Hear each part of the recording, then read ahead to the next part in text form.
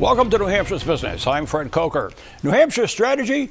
Recruit and keep Canadian businesses in New Hampshire despite tariffs from Washington and Ottawa. Governor Ayotte has signaled she's on board. One of the reasons? Northern New Hampshire's business climate and economy. Here's some quotes. I'm hoping to bring jobs to our region. We're pretty depressed up here in the North Country. That's State Rep Arnold Davis of Milan. Quote, we've lost our manufacturing base. We've lost a big portion of our logging industry. That's State Rep Mike Ouellette in Colebrook. And here's a quote, my goal as governor is always going to be to continue building economic opportunities with Canada. The governor said she's willing to head north of the border. Kelly Ayotte. And finally, a quote from my guest, a foreign investment report commissioned in 2023 recommended development of a strategy and action plan to recruit Canadian firms in the provinces of Quebec, New Brunswick, Newfoundland, Labrador, Nova Scotia, and Prince Edward Island to invest and create jobs in New Hampshire. That's from New Hampshire Executive Councillor Joe Kinney, who is with me to tell us what's brewing between New Hampshire and Canada. Executive Councillor Kinney represents most of the North Country, what I say from Lake Winnipesaukee to the Canadian border. Joe Kinney, welcome. Thanks for having me here today, Fred. Your district also dips down to Dover and Rochester. It does, Fred. Yep. Okay. Let me ask you, you've been talking to several companies in northern New Hampshire, such as Canadian-based Rotobec Industries in Littleton and Groveton, about their current cross-border business in Canada. What are the companies telling you, especially about the tariffs? Well, I think there's a sense of uncertainty, and they want, predictability within their business model, and so they're kind of in a wait-and-see mode at this point. They're creating different strategies or action plans to respond to the tariff if it's implemented. But I think at this point, they're kind of on hold. There was a possibility of expanding in Groveton here recently, but I think they're going to wait and see until they do that. That's Rotobec. That's Rotobec. Yeah. What do they make? Rotobec, well, they make kind of steel fabrication kind of claws, if you will, okay. Where they pick up logs. Logs. Big they logs. pick up scrap metal. Right. And okay. So it's very innovative technology. The quotes we put up on the screen a minute ago,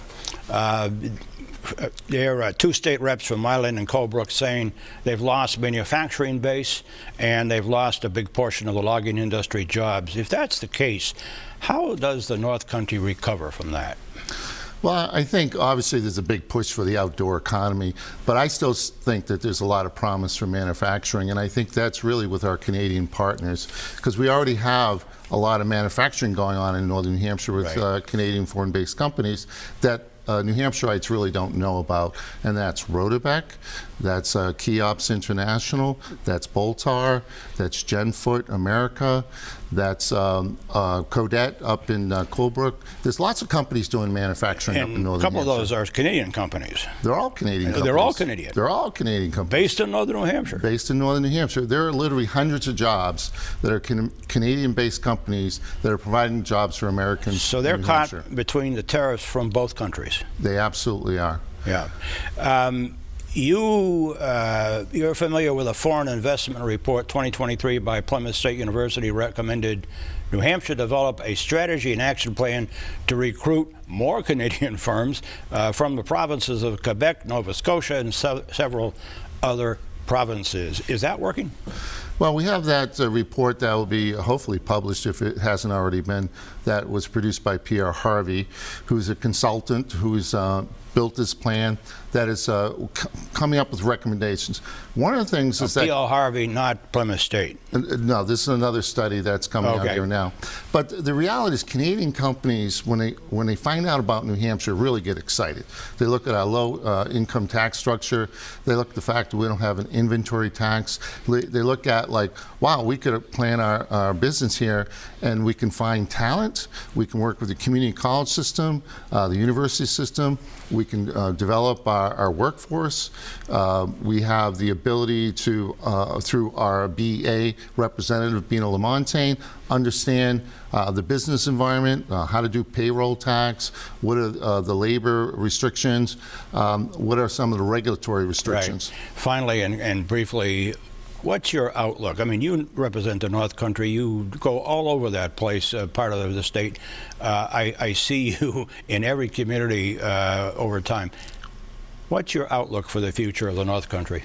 I think it's an exciting outlook. I think there's a lot of opportunity there. There's a lot of enthusiasm in the North Country.